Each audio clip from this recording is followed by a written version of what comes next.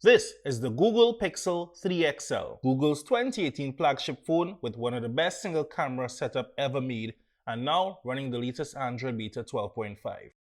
Welcome to 868 Tech TV. Let's dig in and see if the Pixel 3 XL is still worth it in 2021.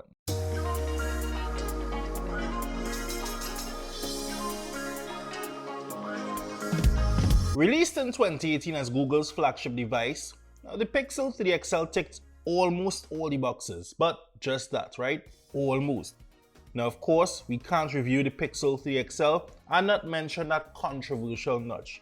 Now, while I've been using this phone for about 3 months, I must say after a while, the notch kinda blends into the background. While smaller in width than the usual iPhone notch, it has a slightly deeper chin, giving it an odd look. Now, even though it houses not one but two selfie cameras, there didn't seem to be the obvious need for such a drastic design, but hey, enough about that. Now, it came with the proprietary flagship chip of the year, the Snapdragon 845, solid build with a glass back and Gorilla Glass 5 protection on the front, IP68 certification, so you could dip it in water, you could go for a swim, and of course, dust resistance as well. Wireless charging, and one of the best camera of its time, and probably still is. Trust me, it is one of the better cameras out there for a single shooter.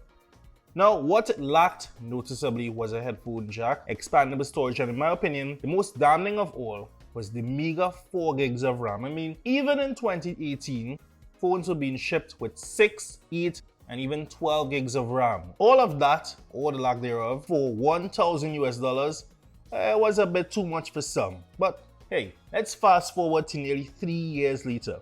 The Google Pixel 3 XL is now selling for less than 25% of its original cost. But that doesn't make it a bad phone, even after so many other advances have been made since the time of its release. For instance, now the Snapdragon 845 still holds its own, and for the most part gets the job done, and then some. Games run smoothly, enough, and day-to-day tasks are a breeze. The 6.3-inch OLED screen is not bad, but it's just that. Now it gets the usual OLED pros with the deep blacks, accurate colors, and good brightness, but outdoors it struggles for legibility in the harsh Caribbean sunlight. And when I say harsh, temperatures here average around 32 degrees on a regular day, and the sun is very, very bright. Right? It's barely legible when outdoors, but indoors it's pretty good. At launch, battery life was good with a 3430 mAh battery. Now it still gets through most of the day, but if you're a heavy user, you might need to top it up from time to time during the day.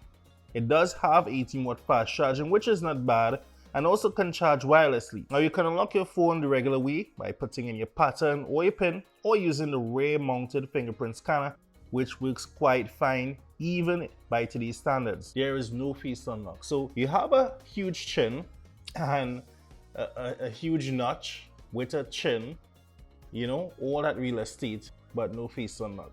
Alright, come on Google. Finally, and the most important, we're going to delve into the camera system. Now up until 2021, Google has basically stuck with the same camera system for I'll say nearly 4 years, going all the way back to the Pixel 2. Now don't get me wrong, there's absolutely nothing with the Pixel's camera. As a matter of fact, I think the Pixel 3 XL is the best single camera phone probably ever made, but that's just my opinion, and you know, we all entitled to it. A 12.2 megapixel back camera takes stunning photos in day or night, has one of the best portrait shooters, and decent videos. Now photos are more true to life and has good dynamic range. In low light, you can turn on night sight that transforms otherwise grainy and distorted photos into more recognizable and usable pics.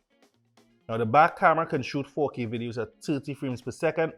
Stabilization is okay, but let's be honest, the Pixel device is not your go-to for videos, right? Well, at least not yet, as we wait the Pixel 6 and 6 Pro. But saying that, I have seen tons of reviews of the Pixel 5a, and the stabilization in that device is absolutely amazing, and think I'm gonna get one. As mentioned earlier, this phone does have dual 8 megapixel selfie cameras, one a regular wide angle and the other an ultra wide lens, which is pretty good and very necessary for those group selfies, or if you just want to capture more of the scenery in your selfies.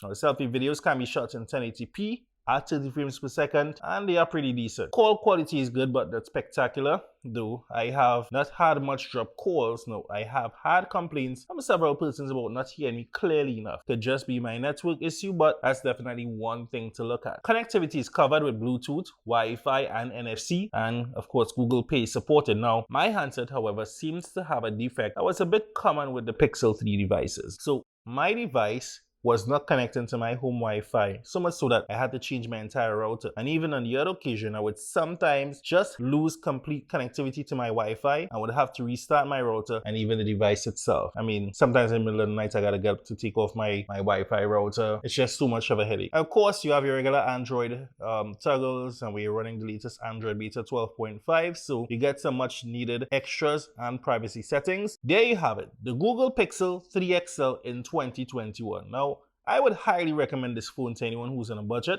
but still seeking some high-end specs and of course an awesome camera. Now the screen brightness and battery life are a bit of a bugbear, and the lack of a headphone jack is just whack. Shout out to my boy Flossy, right? So now you know the facts. Let me know down in the comments if you're still thinking about picking up a Pixel 3 XL in 2021. Hit the subscribe button and hit the bell so that you'll never miss another video. Alright, until the next one,